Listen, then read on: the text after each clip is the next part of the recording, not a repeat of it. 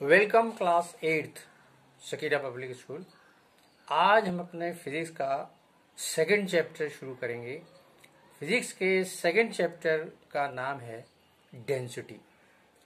तो बच्चों, पहले तो हम ये जानें कि डेंसिटी के लफ्जी मायने क्या है। डेंसिटी के लफ्जी मायने आप अगर बुक पे ना जाएं तो होता है घनापन या भारीपन।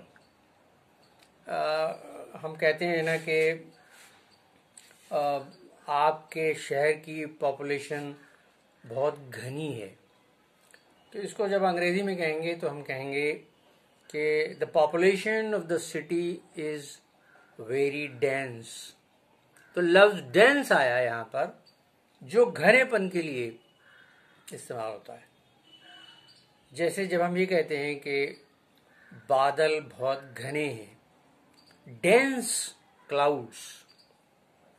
घने मतलब चीजें जो है एक दूसरे के बहुत पास पास है।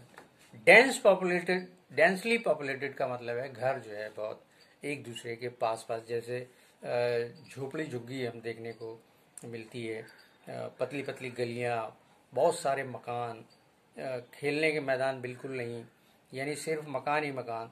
तो हम कहते हैं कि the population is very dense और the place is densely populated. यहाँ तक तो ये डेंस का मामला हो गया। अब चीज़ों के लिए जहाँ पर हम डेंसिटी लफ्ज़ का इस्तेमाल करते हैं, वहाँ पर डेंस होने का क्या मतलब है। देखिए, जब आपको ये तो पता है कि मैटर जो है वो मॉलिक्यूल्स का कलेक्शन है। यानी अगर किसी मैटर की हम बात करें तो ये बताया जाता है कि matter is made up of very tiny particles. फिर उसमें हम मैटर को जब हम डिस्टिंग्विश करते हैं अलग अलग स्टेट में, तो हम बताते हैं कि मैटर में भी सॉलिड, मे बी लिक्विड और मे बी गैसियस। जब हम सॉलिड की बात करते हैं तो हम एक लफ्ज का इस्तेमाल करते हैं कि particles are very very closely packed.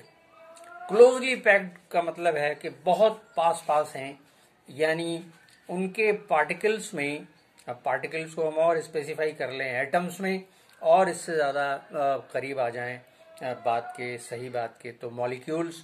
तो मॉलिक्यूल्स वही पार्टिकल, वही एटम है, वही पार्टिकल्स हैं, टाइनी पार्टिकल्स हैं। मॉलिक्यूल्स लेकिन ग्रुप ऑफ एटम्स हैं, लेकिन एटम्स तो अपनी जगह पर कायम है। तो when the molecules are closely packed, it gives the matter a solid state. तो सॉलिड स्टेट होने में और लिक्विड स्टेट होने में और गैसियस स्टेट होने में आप अच्छी तरह से अभी फर्क जहन में ला सकते हैं। When the molecules are closely packed, इसका मतलब सॉलिड जो है वो ज्यादा घना है एज कंपेयर टू लिक्विड।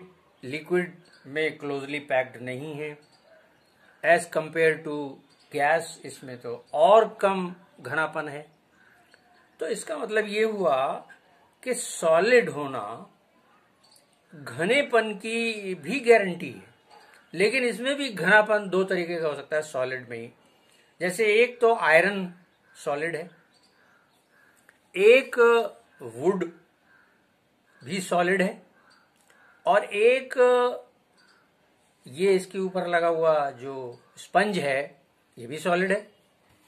लेकिन इन दोनों के घनेपन में भी फर्क है।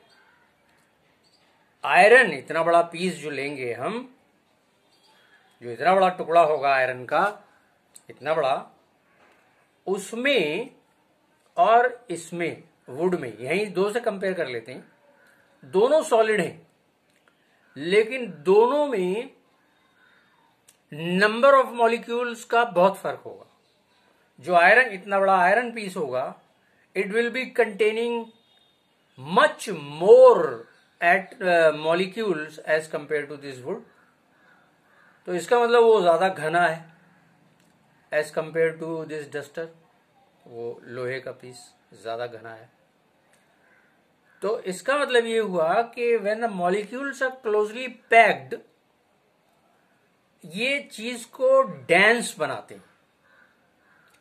तो एक बात हम कह सकते हैं अभी यहां पर खुलकर कि आयरन का इतना बड़ा पीस जो होगा वो ज्यादा डेंस होगा as compared to this wood piece duster.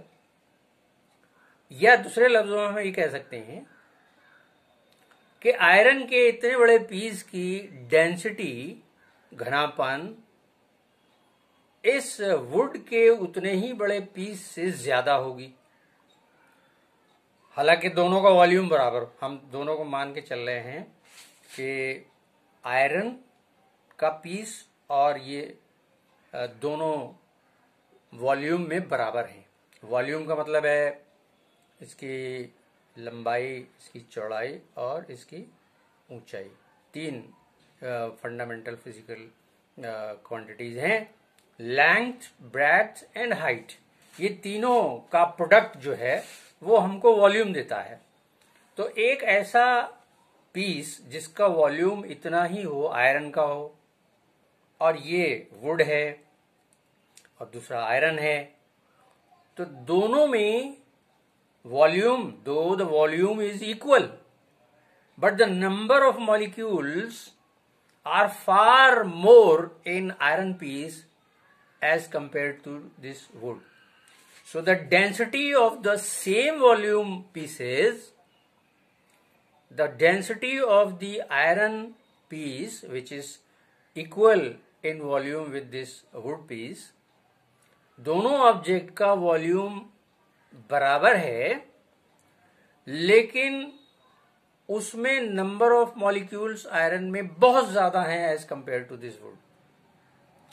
तो वो ज्यादा डेंस है, ये लेस डेंस है।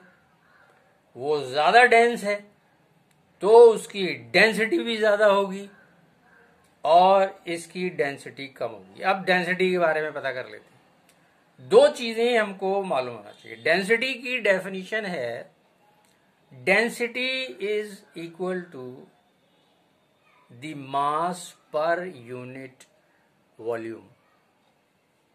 दो चीजें हैं इसमें, mass divided by volume will give you density. Mass आपको पता है, the quantity of matter contained in this piece and the quantity of matter contained in the iron piece of the same volume.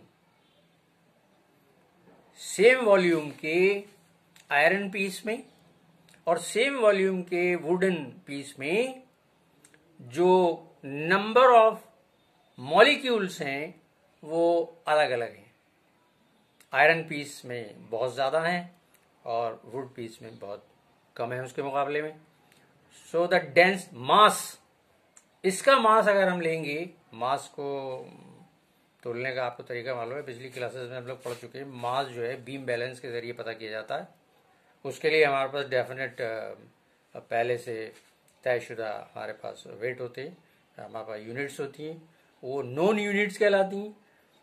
1 kilogram, 2 kilogram, 500 grams, 250 grams, 200 grams, 100 gram, 50 gram and फिर smaller जो units हैं। तो उस beam balance में एक तरफ हम इसे रख देंगे, एक पलड़े में, एक पैन में, और दूसरे पैन में हम नॉन जो हमारे पास यूनिट्स हैं उनको रखेंगे। इंटरनेशनली एक्सेप्टेड नॉन यूनिट्स हैं वो, सारी दुनिया में उनको मान लिया गया ये किलोग्राम है। तो हमें पता चल जाएगा इसके अंदर मैटर कितना है। फिर इसकी जगह हम आयरन पीस रखेंगे इस पैन में, और इधर जो नॉन यूनिट है वो रखेंगे। तो दोनों जब हम रखेंगे तो हमको पता चल जाएगा कि इन दोनों चीजों का मास क्या है। वॉल्यूम हम नाप लेंगे, हमारे पास रूलर है, रूलर से नाप लेंगे। रूलर आपको मालूम है कई तरह के साइज में मिलते हैं, तो वो हमको सेंटीमीटर में या मीटर में हमको साइज बता देंगे, इसकी लंबाई बता देंगे, इसकी चौड़ाई बता देंगे, इसकी ऊंचाई बता देंगे। तीनों को जब हम आपस में मल्टीप्लाई करेंगे the product will be volume. तो मास आपको बीम बैलेंस से पता चल गया और वॉल्यूम आपको रूलर से पता चल गया। अब आपको डेंसिटी निकालना है, तो डेंसिटी का फार्मूला ही यही है मास पर यूनिट वॉल्यूम, या दूसरे लफ्जों में कहे मास divided by volume will give you density. दोनों की डेंसिटी हमको पता चल जाएगी। एक का मास जो है वो कम होगा, वॉल्यूम बराबर होगा, दूसरे का मास ज़्यादा होगा, वॉल्यूम बराबर होगा। दोनों को कैलकुलेट करके हम निकाल लेंगे तो हमको पता चलेगा कि जो वुडन पीस है उसकी डेंसिटी कम है और जो आयरन पीस है उसकी डेंसिटी ज़्यादा है। और बात करेंगे इसके बाद।